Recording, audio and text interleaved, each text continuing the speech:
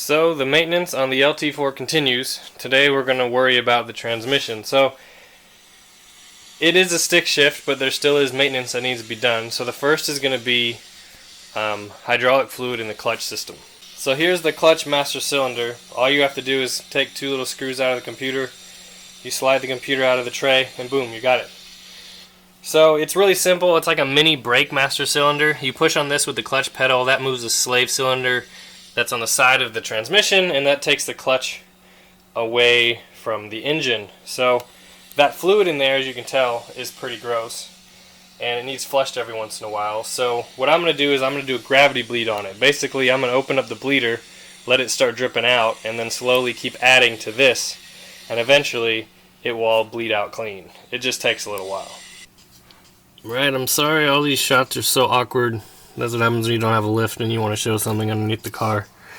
So that is the clutch slave cylinder, and basically when you push on the clutch, it activates the fluid in the master cylinder and pushes on a rod that goes in like that and takes the clutch off of the flywheel. So I can't really show you guys what I'm going to do, but there's a bleeder on top of this, and I'm going to open it up with a hose on it and then let the bleeder slowly bleed out all the fluid. And I'm going to be replacing the fluid in the master as it does this in hopes of getting a little bit better fluid in it. The other thing we're going to do is we are going to replace the oil that is inside the manual transmission. It runs on 10W60 motor oil, and I'll show you guys how to do that. When it comes to replacing the fluid in your ZF6 transmission, you're going to need basically three things. You're going to need a 17mm hex, that's to take the plugs out. I'm going to use this Castrol Edge 10W60 motor oil. It's like 13 bucks a quart, super expensive. But luckily this transmission just needs two. It's 2.2, so I'm going to put these two in, and then I have an extra third one that I'm going to just get a little bit from. Now, what I like to use to do this job is this. It's a quart pump. Let me show you what it does. Basically what this does is this will attach to the top of most normal type oil jugs, quart size, and you just pump it in the transmission. The problem is, you can see the opening of this, little big to fit on this. So I'm going to go ahead and pour this oil into here and then use that.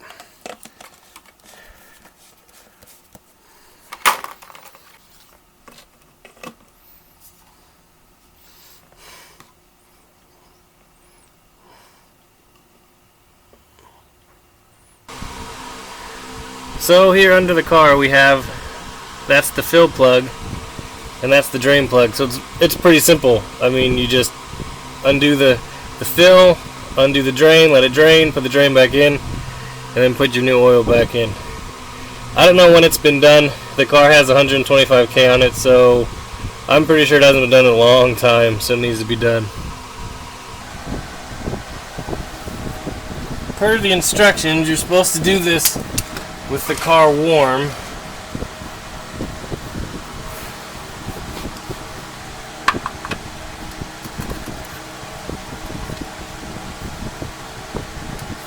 Oh, it's hot. It's hot on my finger.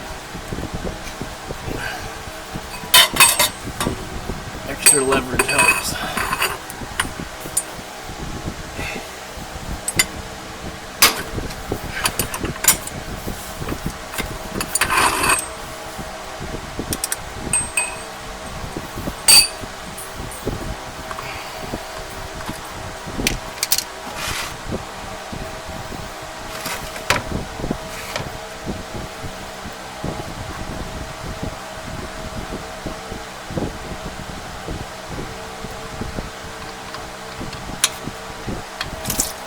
Ugh. Yeah, that's not as thick as what I'm putting in it, that's for sure.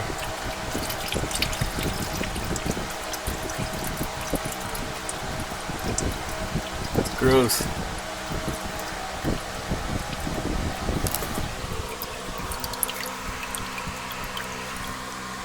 Yeah. Here's something interesting. Why is the bottom of my transmission green? I don't know. Maybe somebody who knows C4s better than me can answer that question. So now it's time to put in the fluid. Easy enough, you just pump it in with the pump. So I like to point this where I can see what the level is, but it doesn't really matter just because